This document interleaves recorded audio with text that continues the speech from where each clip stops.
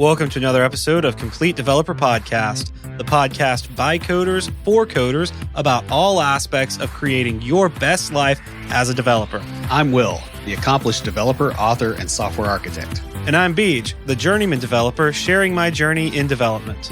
Complete Developer Podcast is supported by listeners like you. We are now on Patreon at www.patreon.com/Complete Developer Podcast. Bringing the pursuit of perfection and attention to detail, the Enneagram Type 1, or the perfectionist, is a conscientious and ethical personality type. They're committed to a sense of right and wrong, responsibility, and integrity, but can become fixated on small imperfections and micromanagement when unhealthy. In this episode, we're going to talk about the Enneagram Type 1, taking a deep dive into what motivates them, how they respond to various situations, and how to interact with a 1, whether you're coworkers, friends, or romantic. But before we get started, Will, what have you been perfect with this week? Well, speaking of the opposite of romance, I had to clean up JSON data in a database as part of an entity framework migration. So we had an object that was stored that was basically like preferences. We can't really blow it away because there's other stuff there that needs to stay, but it's just in this blob. And somebody made a property on there as a string that should have been, it was a comma delimited string instead of being an array. And that was coming out and blowing up stuff like disparate other places. And so it's like, okay, we've got to fix this. And that was a lot nastier than I thought it was going to be, to try to do that entity framework, because partially you're dealing with, I basically end up having to do it iteratively, where you have a table variable and you loop because of like the code was just getting too complex. It's like, this thing only has to run once. And then eventually we compact the EF migrations and my shame goes away and it's fine. So that was one issue. The other issue was just, it turns out the local DBs that we're running, the SQL Server Management Studio, or not SQL Server Management Studio, Visual Studio, like the SQL integration there, those were on a couple versions back of SQL Server. And so some of the stuff that I wrote in SQL to get this stuff worked out that I had to then put into the entity framework migration, well, it can't run inside the context of an entity framework migration. So some of the functions and stuff weren't there. The thing about it is like in production, I went and I looked and there's like 12 records or 10 records that actually have to be touched. It's not thousands like we thought there might be. It's like I could have hand edited those. I mean, like, I don't know that I would necessarily hand edit in production, but like I could have pulled them all out and by ID just written SQL statements to just shove the right thing back in there forcefully. So that was mildly annoying. In other news, my wife and I had our 16th wedding anniversary, and your marriage is now able to drive. Right. And, I went and I got flowers, right? Okay. So like I'm trying to write the card for it. And apparently I have been practicing Russian cursive so much that I have lost English cursive. Like I finally just gave up on the card. I was like, I can't write in cursive anymore.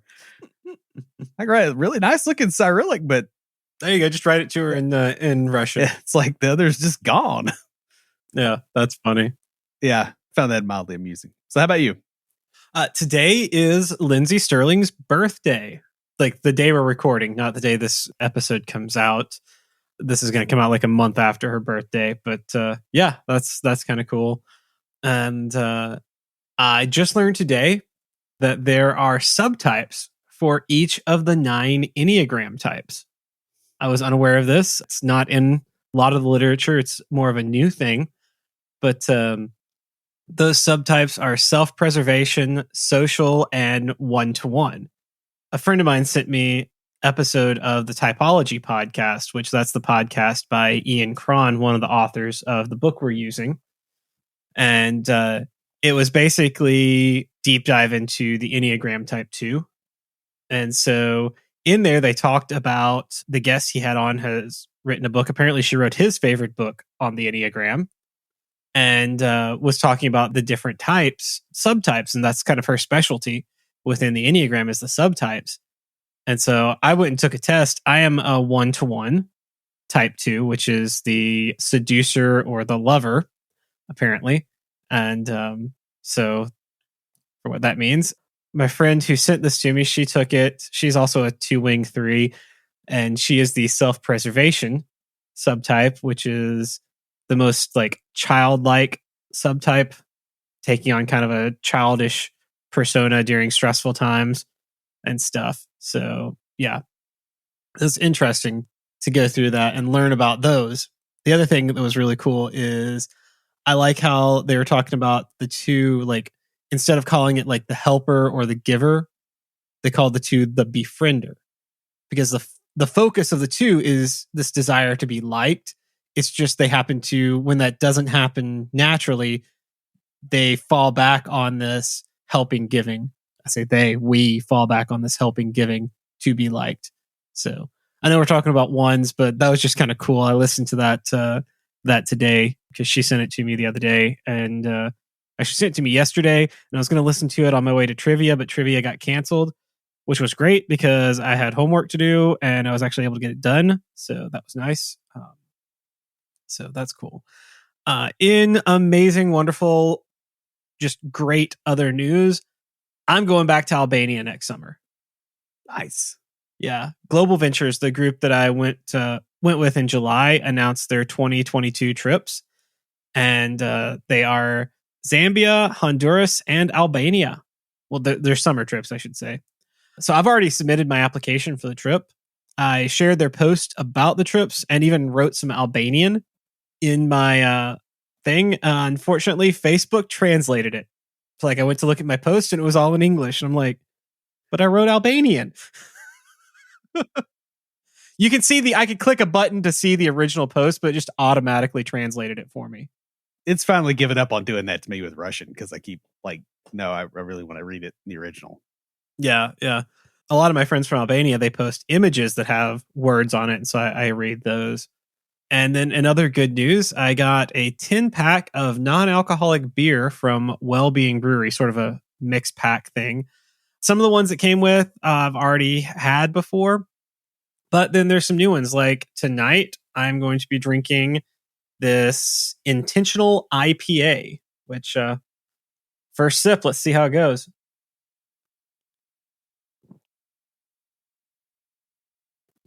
Ooh.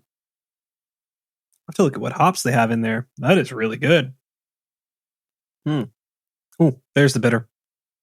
Been drinking the sweet CBD cider, so it's sort of, yeah. Ooh, that is good. All right, so yeah, some good non-alcoholic IPA here that I'm going to be drinking tonight. So that's fun.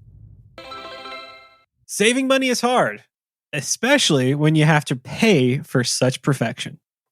Lucas Casares is a fee-only certified financial planner. He owns and runs Level Up Financial Planning virtually out of Fort Collins, Colorado. And just like us here at Complete Developer Podcast, he focuses on helping you not only establish a plan, but take action on that so that you can live your best life. Investing in financial planning services really comes down to whether or not you can improve your finances with the help of Level Up. And there's a compounding impact of making better financial decisions, which will easily pay for itself. Speaking of investing in the services, Level Up has a really cool, unique pricing model that's going to help you no matter where you are in your financial journey. So if you are a junior developer just starting out, Lucas has a plan for you that will fit what you can afford. If you are a senior developer who is looking at, hey, I need to start really preparing for retirement, he has a plan just for you. Lucas is also a fiduciary for his clients, which means he's not here to sell you a product, but to help guide you to a better financial situation. So as you can catch his podcast, Techie Personal Finance Bootcamp, where he covers financial topics that you likely face and interviews other IT professionals who share how they navigated their careers. And you can also learn a lot more at his website, levelupfinancialplanning.com. The Enneagram of Personality, or just the Enneagram, is a representation of personalities using a geometric figure, which is also called the Enneagram, but with a little e, to express 9 interconnected personality types. While each type is unique, it's related to other types through the circle connecting the type to each of its wings, and the lines or arrows in the center connecting the type to the ones it imitates in times of stress or growth. The Enneagram is used in business management training to better understand interpersonal dynamics in the workplace. Types 8, 9, and 1 constitute the gut triad. This triad is primarily motivated by anger. Those in the gut triad tend to filter life kind of at a gut level or by instinct. And because of that, they tend to be motivated by a desire to be independent and stay in control of their own life. Of the three, ones tend to turn that anger or that instinct in on themselves, preferring to focus on their own issues and making themselves better or being angry at themselves for what's going on. At their best, ones are committed to a life of service and integrity. They're able to forgive themselves and others for being imperfect. They are principled but patient while they wait on the world to get better. At their worst, ones are fixated on small imperfections, whether those imperfections are their own or those of others. They become obsessed with managing minutiae and asserting control over external circumstances. And sometimes they put the wrong number and description in outlines. Or they actually just copy and don't change that. That's okay. Sometimes twos review the outline and don't notice that. So you're good. Oops. In this episode, we'll be looking at the Enneagram Type 1. And as with previous episodes, we'll take a balanced approach, diving into both the positive and negative traits of the perfectionist. We'll start with a discussion of the main characteristics of the one, then look at the related types through wings and arrows. Finally, we'll close out the discussion with interactions with ones at work, in friendships, and in relationships. And I realize I didn't put this before, but I am a one. So this will be kind of hitting a little close to home on some of these things. This is Will. So the way it worked out, because we wanted to do it in triads, we started off with mine with the 2 at the beginning of the heart triad, and we're ending at the end of the gut triad with the 1 for Will. So it's kind of funny that we landed that way, but we're able to go all the way around the Enneagram and start and finish on our own types. So that's kind of cool. So the Enneagram Type 1 is the perfectionist or the reformer. They have a devotion to improve the world, and that's the reason the 1 is called the perfectionist. They strive to overcome adversity, especially of the moral sort, so that the human spirit can work through them to improve the world. They're discerning, wise, realistic, and noble, and they can be morally heroic. Yeah, can be when they're healthier. And the thing is, the perfectionist's downfall is being overly critical and perfectionistic. My mom is a 1 and is very much like this when she's unhealthy. I remember my childhood being like, one of the things that I remember about the critical and perfectionism was I would have an easier semester in like one of my hardest classes. Like I'd have an easy semester in calculus and I would get an A, whereas I'd been getting B's before. And she'd be like, see, I told you could do it. Not like, hey, congratulations for working hard. It's like, I told you could do it. Now you should keep doing that every time. I'm like, pull yourself up by your bootstraps, right? we spent half the semester playing board games. The thing is, they can start having problems with resentment, impatience, and anger. Yeah. And usually it's all 3 of those kind of bundled up nice and neat. Perfectly even.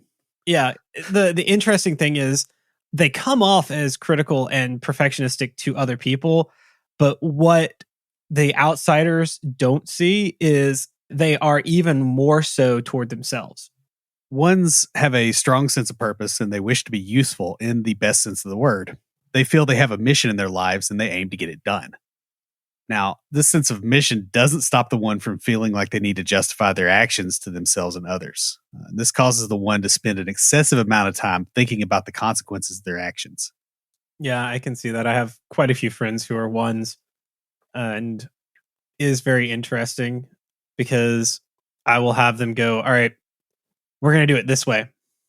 And then a little bit later come back, all right, here's why we're doing it this way. Because they're in the moment, they're like purposeful, we're going to do it this way. And then they realize, oh, I got to like make sure everybody understands what's going on.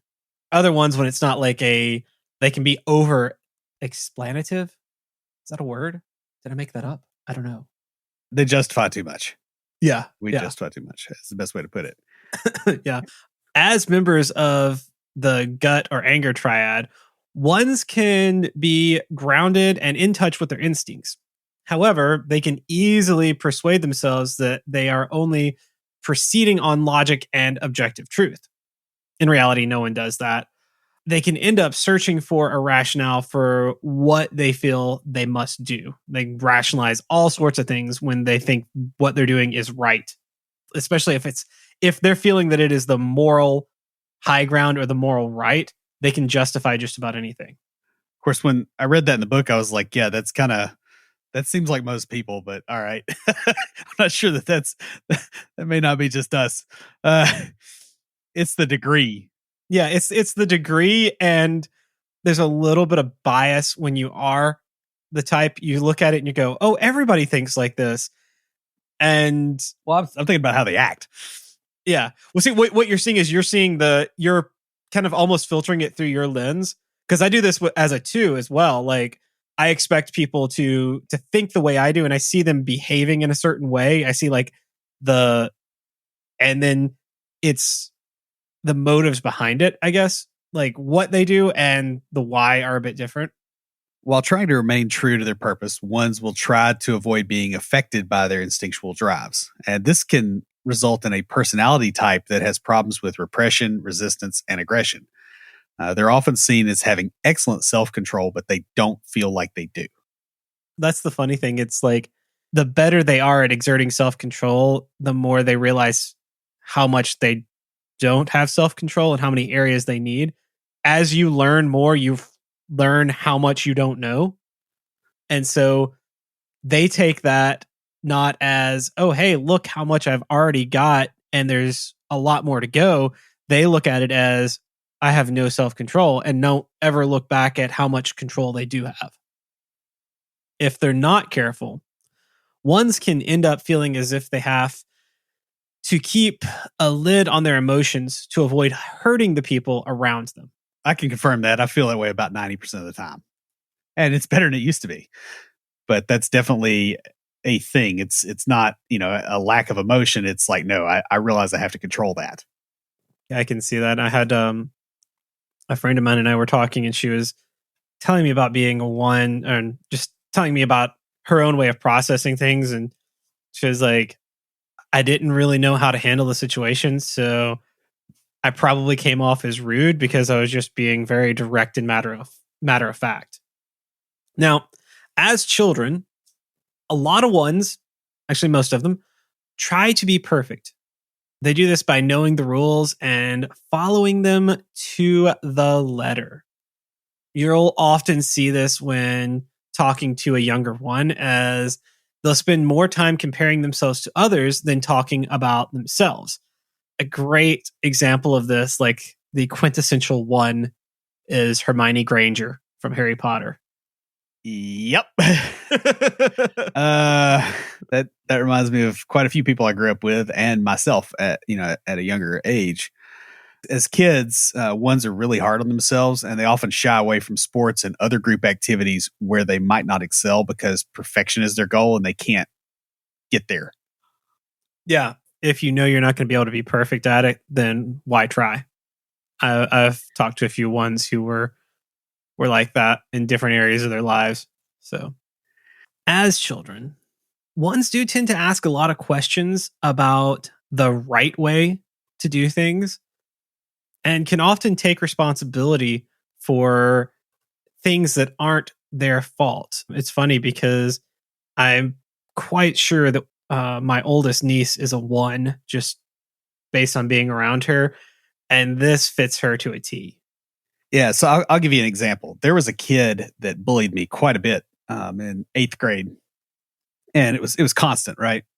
And I was trying to get away from him, and there was one day he twisted my arms up behind my back, and I leaned forward real quick.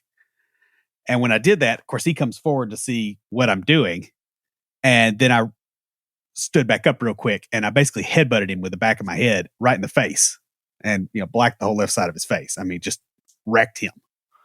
And so we go to the principal's office, and one of my teachers is there, going, look, this guy keeps messing with him. And he finally, got hit because he was hurting him. And the principal's like, okay, well, I'm going to give you a paddling because this was the 90s and they can still do that. And I was like, part of this was my fault too. And the principal just looked at me and was like, well, line up then. And apparently the principal still tells that story. So it's like, what? Yeah. But I mean, I did feel like it was my fault. And it wasn't my fault. The guy was bigger than me. He wouldn't leave me alone. I couldn't get away. There's a teacher in the room that didn't do anything. I see that. I see that. Like that is a very, very one thing to do. Now, one thing about ones, I said that way on purpose, is that they do not multitask very well at all, especially as children. However, they often don't get upset when told to clean the rooms because for a lot of them, organizing can be very soothing. Yeah. And this is something that happens in one or two areas of life, probably not all of them. Yeah. So it's very different. Like I wasn't particularly upset when I was told to take rocks out of the yard and clean up the yard, but I didn't overly love being told to clean up my room. Fair enough. Fair enough. I don't like being told to clean up my room either. And that's why you have your own house. That's the solve right there. Yep. Being perfectionists, ones are terrified of making mistakes. If they're invested in something, it's going to have to be perfect or you're never going to see it. Yeah. I got published in high school and I edited those articles. Like I think about the amount of time that I spent on that. And I probably spent more time editing those 4 articles than I spent editing both of my books together. I mean, just unbelievable amount of time. And I remember we were staying at a friend's house and the friend's father, his family friend, their father came over and he had been my grandfather's business partner. And he saw me working on that and getting frustrated. He's like, well, what are you doing? And I said, I'm writing these articles. He goes, well, why are you frustrated? Because it's not right. I keep making mistakes. And he goes, well, they have an editor for that. You're basically knocking the guy out of a job if you send it in perfect. Like, why are you stressing about it? Like it's their job to figure out if it's good enough or not yours. And, like sat me down and had that conversation. But that is totally the way it was. And as children, ones really need to know that making mistakes is a part of development, that it's expected and that it's perfectly normal. It's also best to correct them privately because they can be real thin-skinned, more so than they might appear. So like if a kid's a 1 and they've been in all kinds of playground fights and stuff, and you're like, okay, this kid's pretty tough, and you just criticize them in front of the class, they just break down. That's pretty common. It's interesting where their skin is thicker and thinner, because when it comes to like insults and interpersonal stuff, doesn't really bother them. Whereas like humiliation or someone in the heart triad, you talk about relationship or being liked. Oh, that's gonna rip them to pieces. One's like whatever, but you talk about, oh, hey, you didn't get this right, or you publicly correct them, and that's going to tear them up. It is very interesting. So let's jump into the fears and desires for the 1.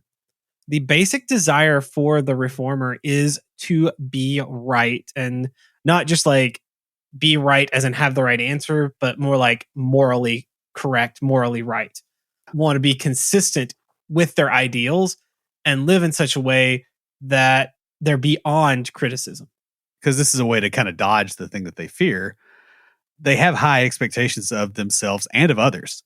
And oftentimes they'll sacrifice their own desires to live up to overly arbitrary standards for themselves. They'll forgo what they want to do in order to do what they are supposed to do, however they've defined that. That's the thing. It's relative for the 1. So it's not so much an objective moral standard. Like they perceive it as objective, but it is what they have determined is the ideal or the correct thing, the right thing, or whatever the authority they have chosen to follow what they say is the right thing. And the basic fear of ones is a fear of making a mistake or becoming corrupted. That's what the book says. I would say that the way that I would express that is probably you fear being part of the problem because you see the world is broken and you don't want to make it worse. And this often leads to resentment because you end up watching other people ignore the rules that you have in your head, and they don't pay attention to those rules, and you still feel like you have to follow them. You see people who bend and break the rules, and you're the Agent Smith.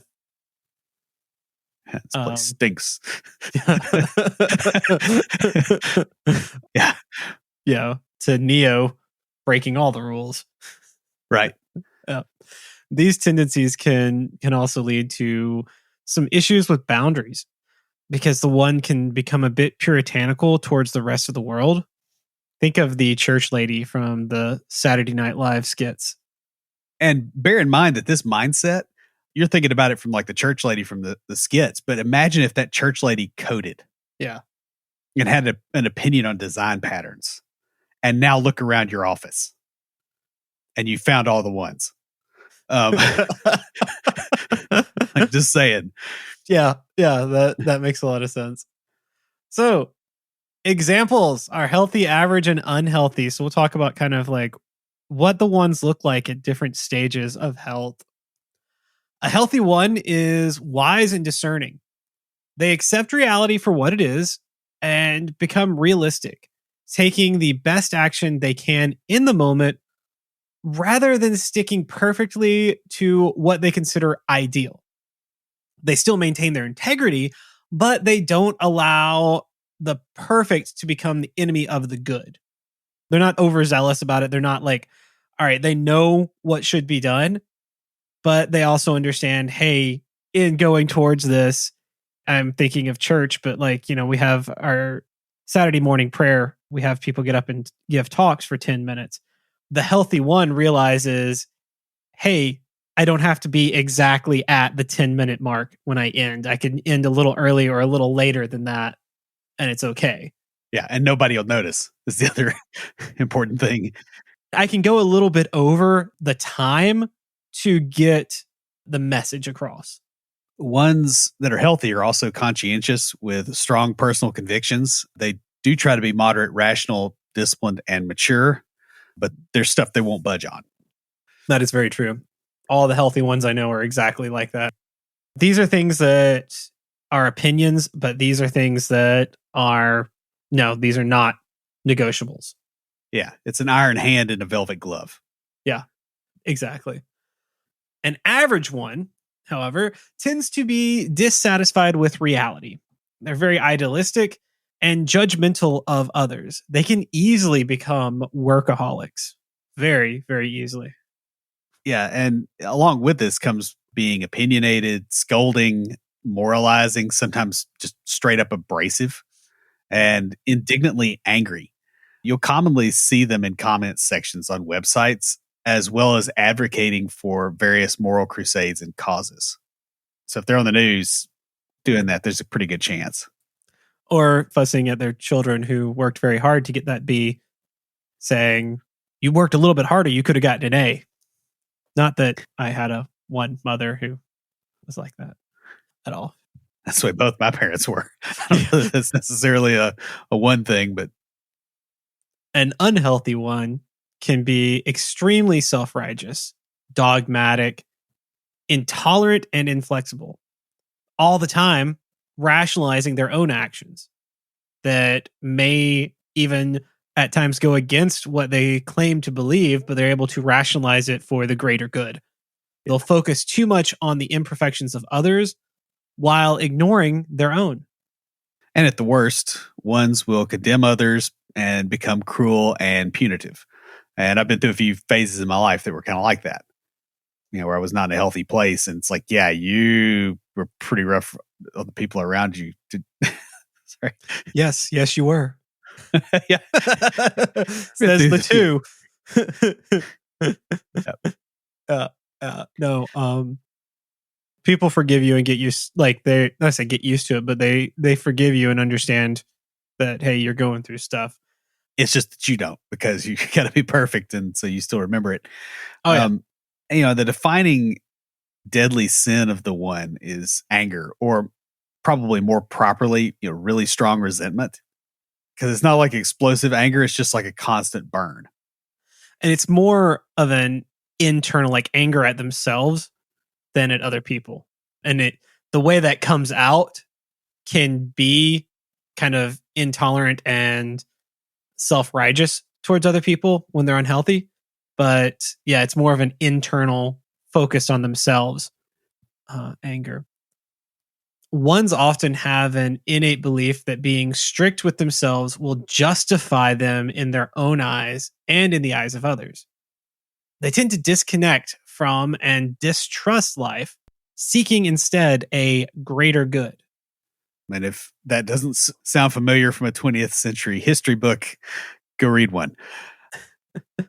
This anger will manifest as a simmering resentment of how things are, as the one doesn't grasp that others are not motivated by the desire for perfection.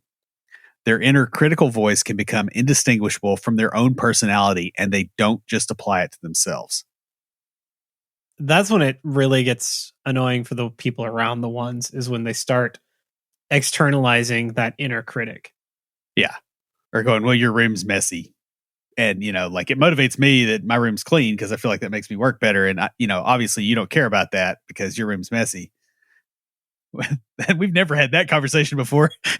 Will can see my room right now. It's not super, super messy, but it's a little cluttered. But that's just the way I am. I would love to have a cleaner office, but I also just don't see, like, that's not a priority to me.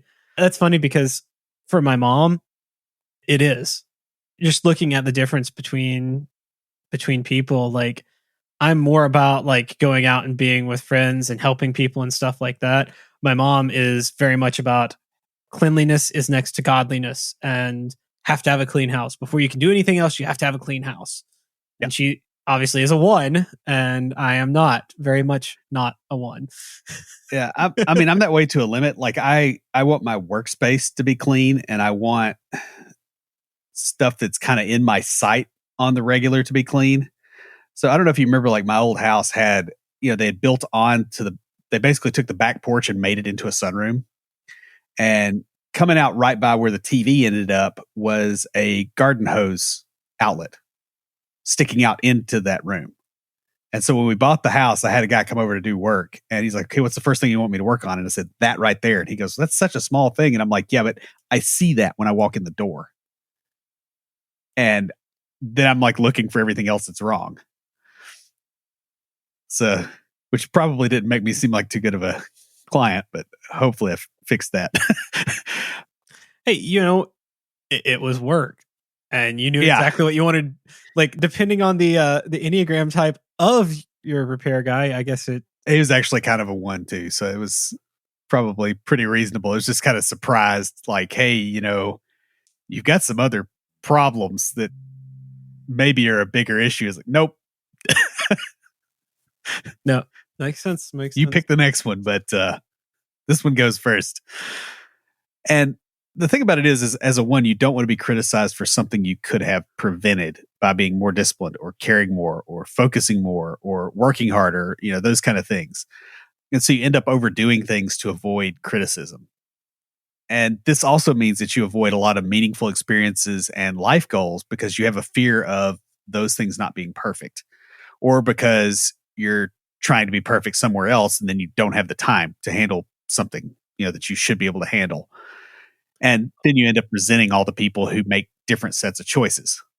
Yep. I have seen you not do things that you would have been successful at, but you wouldn't have been perfect at. Yep. Because you're like, I can't be perfect at this, or I don't have time to be perfect at it. And that early on in the podcast was one of the things we talked about a lot in our business meetings too, was like you were working on getting over that and going, all right, because you said several times, all right, it doesn't have to be perfect. And I'm like, I know that. And it took me a little bit, but I realized you weren't saying that. I wasn't talking to you. You were talking to yourself. Yeah, like get over yourself, Paige. Sometimes just because I'm verbalizing just to you doesn't mean I'm talking to you. God. I'm a 2, man. I mean, Yeah. But yeah, it was like that. And I'll tell you, like learning a foreign language, like that is really hard because you suck at it for a very, very long time. Oh, yeah. And you just have to, slam into the wall until eventually the wall falls down and then you go find the next wall.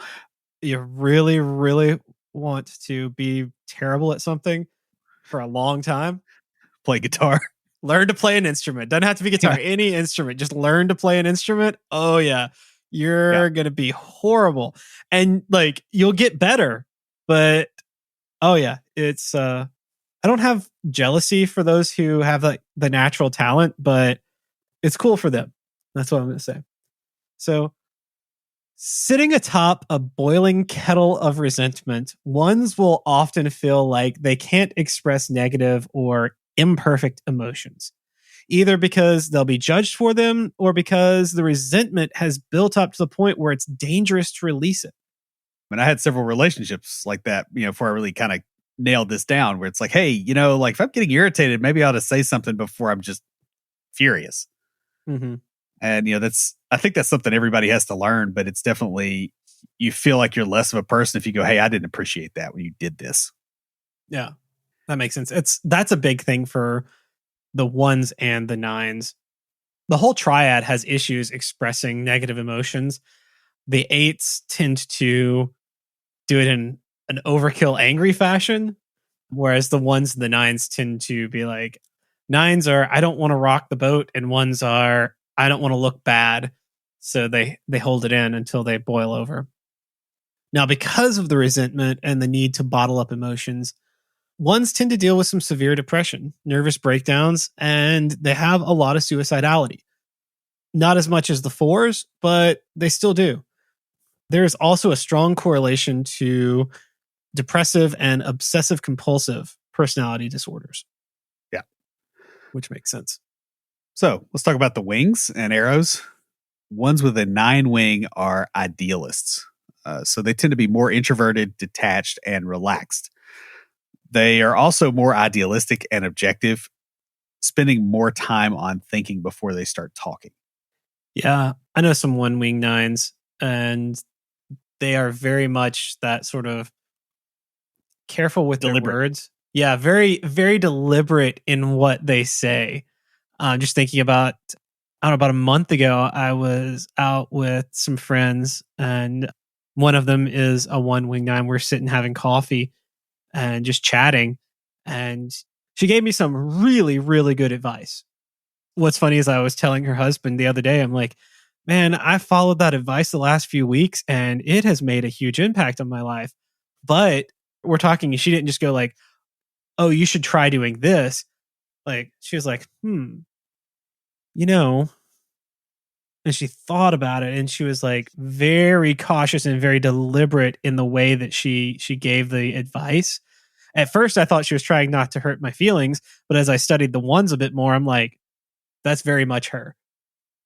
Now, idealists also tend to procrastinate more and mull over their decisions for longer before acting on them. And I have seen this as well with my mom, who is a 9 wing one or 1 wing 9. Wow. That was last month. Who's a 1 wing 9. Now, this is an interesting thing. I don't think you have this in here, but idealists or the 1 wing 9s also have a strong tendency for buyer's remorse, where they will go out and they'll shop and shop and shop. I remember the Oldsmobile my mom bought, and it was like this boat of a car. It's like an 88. Yeah, it was. Oh, I hated that thing, but I loved it because I got the Grand Am when she got that thing. But anyway, we went out shopping for that car for her. That was the first car she test drove. And then we went to 6 other dealerships over the course of 2 days and ended up coming back and buying the first car she drove because she did not want to buy. Like, she was like, this is what I want, but I don't want to buy it, because she didn't want to buy the first thing she saw. Didn't want to be wrong. Yeah. And even after that, she would think, well, what if I'd gotten this instead? And, you just have to kind of get over that. Idealists do well in building and maintaining relationships due to being more laid back than the typical one. And being a one, they do still have high expectations for the people in their lives, but this tendency to be more relaxed makes them less resentful. Yeah. They're more able to kind of deal with it. Now, ones with a 2 wing are the advocates, and this is Will. Advocates are more people focused, generous, and extroverted, which is kind of weird because he is an introvert, but he is more on the extroverted side. Yeah, I wonder if they're using the word extroverted to mean Outgoing. outgoing. Yeah. Yeah, a lot of people mix. Well, I don't think these guys would mix that up unless you got that from the website. Yeah, I was all over the web on this thing. Yeah. The thing is, this gives them a sense of other people's problems and what they can do to help. Now, the thing about being more extroverted doesn't mean that you're not going to have introverted one wing twos. And the thing about one wing nines being introverted doesn't mean you're not going to have extroverted one wing nines. Yeah. And it's in comparison to the ones that are kind of on the center column there. Yeah. Not in comparison to, say, eights, who seem to be pretty good at getting their feelings out there.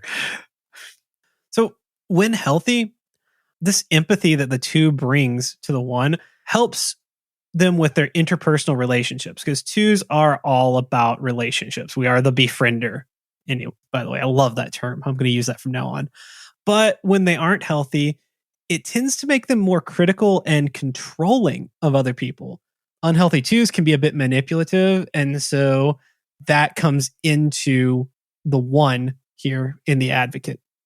And advocates are effective problem solvers and are generous with things like church, education, government, community, family, those kind of things. Probably not all of those, because some of those things are sometimes at cross purposes a little bit, but that's fairly reasonable. And unlike the adjacent 2s, these 1s don't feel an insatiable need to try and meet other people's needs, even if they are very much aware of those needs. Mm-hmm.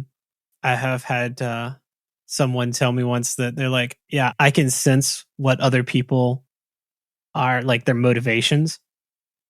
And she's like, I'm very observant and I can notice other people's motivations and like why they're doing things, which is interesting because if you ever have a 1 wing 2 as a counselor or a therapist, it takes a different tone. It's like, I haven't known any who were therapists, but I've known some who were really good at giving advice to their friends. Now, the direction of integration or health for the 1 moves toward the 7 or the enthusiast, which is really fun and can be quite confusing if you are not aware of the Enneagram and you know someone who's like been an unhealthy 1 and they're moving towards health, because all of a sudden they're doing things like a 7 and you're going, wait, this isn't like you at all. Yeah. And especially when it's like just their jam and you've never seen it before. Yeah. Yeah. They tend to become more spontaneous, more joyful. They will do spur of the moment trips. They'll just randomly go out and buy stuff. I know when, not to get into too much family drama here, but after my mom got divorced, she had about 6 months there where she was kind of processing and stuff, but then she started getting healthier than I'd ever seen her. And that 7 started coming out. And it was weird. She'd call me up and like want to go do stuff and hang out. And I'm like, wait, what? Yeah. Who are you? Yeah. There was a point where things are getting better. You know, like I'd been kind of in a rough patch when we were recording, you know, for a while there. And I remember going, hey, let's go get some hot wings. And so like we sit down and we get, you know, they bring our hot wings out. It's like, well, what do you want to talk to me about? I'm like, I just wanted hot wings. And it just completely threw you because that's just not where I was at the time. And, you know, doing that spontaneously versus like, okay, you know, 3 weeks ago, I scheduled this. We're going to go get hot wings. Yeah. Well, see, back then when that was what we did. Like if I was going through something, I needed to talk to you about it. I'd be like, let's go grab some hot wings. If you were going through stuff and you're just like, all right, I need to get out of the house and just talk about something with you. Let's go get some hot wings. That was our thing. We haven't gotten hot wings in a long time, dude. I'm going to have some for dinner tonight, probably. Yeah, but I meant us together, like B-dubs or something better. Oh, yeah, these are Costco. Yeah. Yeah, B-dubs is kind of not so good anymore. Yeah, well, you know, I say we haven't. It was, what, about 3 months ago when you were down here? Yeah. You got hot wings? Yeah. But, yeah. As ones become more healthy, they become more self-accepting, open to new experiences, as sort of the voice of their inner critic becomes quieter. they're less concerned about perfection and are able to enjoy life more.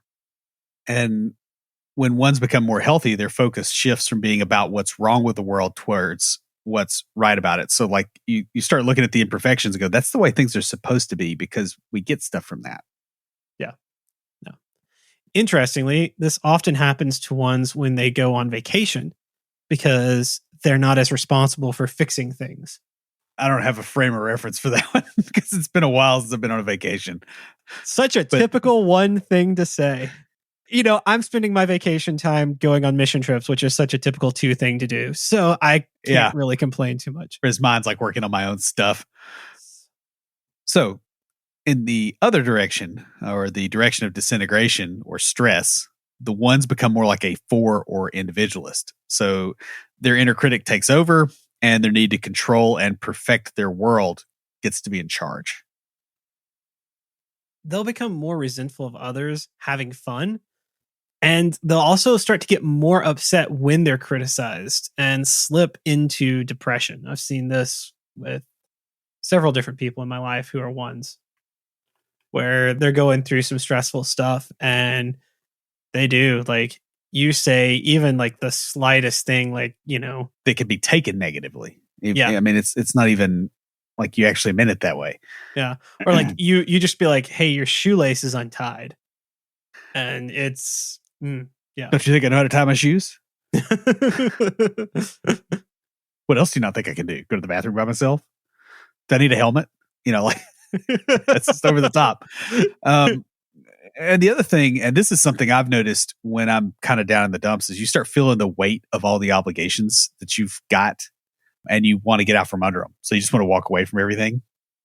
And you become more uncertain of your own abilities and feeling unlovable. So it's like, why am I still here in this situation? Just like get out of it.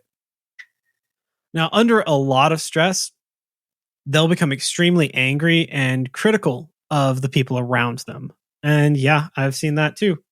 A couple of ones in my life. Yes. I know a lot of ones. So, all right, guys, closing out the ones, we're going to talk about interacting with them. So ones have trouble owning their anger. So if you see one ranting about something that seems minor to you, that's probably not what they're actually angry about. It was just sort of the last thing, because I tend to hold it in. Yeah. And then whatever the thing that just tips them over, because I don't want to express their anger. They're very good at internalizing it, but not very good at expressing frustration and anger. Well, like when we internalize our anger, it's on a gradient. When we express it, it's in a phase change. Yeah. That's very good. And as long as you know that, then it's like, okay, something tipped the scales over and it's probably not what they're actually talking about. Because whatever that is something they don't talk about and they let it build up. Mm-hmm. So if you want to work well with a one, you have to take them seriously, including the principles that motivate them. So if you're flippant about things like morality and justice, or just like doing things correctly and professionally, this makes ones distrust you at best, and it's going to build resentment over time, even if you do everything else right. Yeah, that sort of kind of started happening towards the end of our college career. Yep, sure did. Because you finished up a semester before I did, and my focus was on like my honors thesis and like all the upper division classes I was taking, because I was trying to graduate in a certain amount of time. And so other things that were important to you that were just like sleep. I'm like, I just don't care about that, or like a clean apartment. That was one of the biggest things we had not argued that much about before then, but like cleanliness was just not a priority to me at the time. That's one way to put it. Well, I remember you getting upset because I'd put dishes in the sink. Yeah. Well, I can tell you what put me over the edge. That's what put me over the edge. But what did it before was when I opened the pantry door and it looked like Moses had given somebody an ultimatum. Like, I just got hit in the face with flies. I probably forgot to throw something away. It's a bag of potatoes. Oh, yeah. Yeah. Sounds about right. I think. It was one of those mesh bags anyway that was fairly liquefied root vegetable of some sort. No, it was probably potatoes. I probably made potato Yeah, soup. well, you didn't. Yeah, because even then you didn't even eat a lot of onions. So anyway, yeah, I'm pretty sure it was probably potatoes because I bet I'd made potato soup and had forgotten that I'd had potatoes in there for like months because potatoes don't go bad very fast. Yeah. Yeah. So when in conflict with a one, probably the first thing you should do is admit your own mistakes and shortcomings.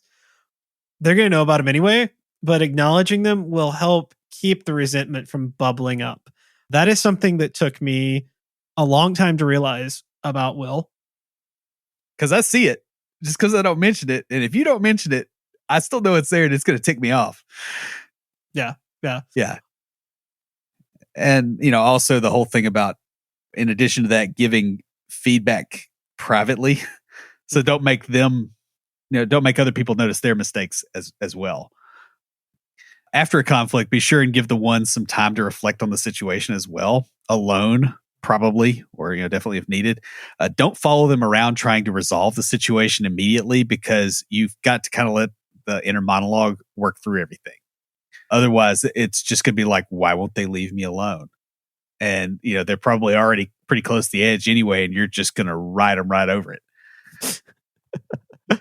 Yeah, it took me a while to realize that about you guys too, because I want resolution like right away. I appreciate you mentioning that. Yeah. You and my mom both. I don't remember this, but my mom told me this story. Apparently, when I had started grad school, I had not moved to Murfreesboro yet, and I'd come down and decided to stay the night with some friends. And like I left my phone in the car because back then we didn't have smartphones. And my mom came down and like went around to all my friends' houses and stuff and finally found me, and was very, very upset about it, but refused to talk about it because she knew it would torture me. Yeah. So speaking of torture, let's talk about working with ones. Ones care about details a lot. You want them in roles where attention to detail actually helps. They are a waste in situations where doing things in a quick and dirty fashion is desired, because they'll drive you crazy and slow the team down with their focus on perfection. And I can tell you this from having worked in a pet shop in high school where everybody else was spot mopping the dirty spots, and I was like, it was bad. Mm-hmm. Programming roles are especially good for ones, provided that you can rein in their perfectionism to a level that is appropriate to your team. That perfectionism will keep them from pushing things out until they get it just right. And they need to know where that just right is. Where's that expectation? And ones do struggle a lot with imposter syndrome. So it's important not to add inappropriate criticism to their plate, because they kind of get that covered. You don't have to do that. Yeah. So what Will's saying is don't criticize him. He really hates that. I don't really care. See, he's deflecting right now, but really, I mean, I do think I'm in a healthier place, like it doesn't really fly all over me as much. Now I may turn right around and go, well, you're, yeah, well, he will do that. That's for sure. Yeah. Watch out for procrastination, because ones are perfectionists. They'll often delay starting something if they don't think they can do it just right. And this hits you on if you're trying to start a business or something too. Yeah, I know. Yeah. That's why I said it. Ones generally don't like change and really, really resent interruptions. In tech, this is an issue since both things are endemic diseases of this industry. Ones also tend to generalize problems to a larger scale that is entirely reasonable. Hence the last sentence. Yeah. So, friendships with perfectionists. Ones have considerable difficulty when it comes to making themselves vulnerable, which is required for close friendships and intimate relationships. In a way, they tend to use their perfectionism as sort of a mechanism to keep from getting hurt. Yeah, it's your personal blast door. Yeah. And you don't get hurt as long as it's closed. Ones are also very sparing in verbalizing praise or appreciation. So if you expect these things, you're probably going to have a bad time. Tell me about it as a 2 whose love language is words of affirmation, having a mother who is a 1. Yeah. I can see that would probably be a problem. Amazing. I don't have more issues than I already have. Well, you still have time. Oh, thanks. It's me bringing the positivity here. Uh-huh. You know, ones tend to show our appreciation by being responsible and doing what's expected of us. So, like cooking for a spouse instead of telling them you love them or that they look pretty today, right? Like it's just you do stuff. Yeah, I do like hearing I look pretty today. It makes me feel good about myself on the inside. Sorry, I couldn't help that. That was just too funny. Guys, you're like a discount Fabio. Is that okay? That works for me. That works for me. I'll take discountfabio.com. Buy that domain, sell it to Beach. Actually, I would prefer Jason Momoa. Discount Jason Momoa? No. No, come on. Oh. Everything's $1, Jason Momoa? I can't believe it's not better. So going back to the ones. So above all else, when you're interacting with the 1, be true to your word. Don't blow off your obligations to them to go have fun. That's very important. If you have an obligation. Yeah. That will make them resent you. Remember, they pay attention to detail and highly prioritize doing the things they're supposed to do and doing them the right way. If they see you throwing their sacrifice away, it's going to cause a problem. Their big thing is doing things like if they say they're going to be there, they're going to be there. So if you tell a 1, hey, I'll meet you at this place, you meet them at that place. You know, because otherwise, like they're not I'll text them and go, hey, this other thing came up, because I have friends who do that. And as a 2, I'm like, all right, cool, have fun. I'm going to go do this other thing. But a 1, like, I'm not inviting that dude anywhere. Yeah. Literally, a 1 is like a slap in the face. Yeah, it is for a 1 because they set aside the time to come and be social with you, and that's what they're doing during that time. And now they're like, all right, what do I do? Also, it's very important to appreciate what the 1 does for you. This would imply thanking them for it and telling them why it helped. That's the key, is telling them why it helped. What I've learned with Will is if he does something, or if I want him to do something in an outline or something that makes the process easier, I have to tell him, hey, doing it this way really helps me. And then he'll do it. If I tell him, hey, you did a good job doing it this way, he won't do it again. And that's a 1 thing. I've seen that in other ones too. So finally, relationships with perfectionists. Yeah. So the obvious thing is that nobody is perfect in a relationship. And this intersects badly with the type 1, especially when they're unhealthy, and you will be at some point, because you have high standards that can often mean that there's not a whole lot of people that are good enough for them. Yeah, I can see that. I mean, there's a girl that I could have dated in college, for instance, that could not pronounce the word facade to save her life. And that was just like, that put me in, that was straight up into no footing right there. That and a few other things, but that was a big one. When they do get into relationships, they are committed, loving partners, but they have a lot of trouble expressing how they actually feel. A lot of times they feel that being too emotional or expressing it too much is a sign of weakness. And this can lead to romantic partners feeling unloved and unappreciated. 1s are also not particularly passionate people and are often seen as cold from the outside, at least. They tend to not be outwardly sensual or romantic either, preferring to show their love in smaller, more subtle ways. Yeah. 1s may also feel that they aren't very good at relationships, that kind of inner critic thing. And they may hold small things against themselves that you've already forgotten. It's important to show them that they don't have to be perfect and that they can still be loved even if they aren't. So guys, 1s bring an attention to detail and a desire to make the world better that can actually make things better. They apply their high standards to both themselves and others and can often inspire the people around them to greater things. However, because the world is not a perfect place and never will be, this tendency can make them resentful of any imperfections they notice, whether those are within themselves or within others. If you're a 1, remember that no one is perfect and no one has to be perfect. This includes you. The world is exactly how it has to be. Friends of one's can help them by being reliable, showing them that they're useful, by being understanding that imperfections in the world bother them more than other people, and by understanding that they can't really express how much it does so. That pretty much wraps us up. Beach, what do you have this week for us for tricks of the trade? You don't have to be a 1 to be a perfectionist. While they do tend toward perfectionism more than other types, we all have areas in which we can be a little overconsumed in the area of getting something just right. While it's always good to strive to do your best, you'll also need to know that everything doesn't have to be exactly perfect. This is especially the case when you're learning something. We don't see all the paintings that Van Gogh threw away or the hundreds of hours spent practicing his guitar and messing up.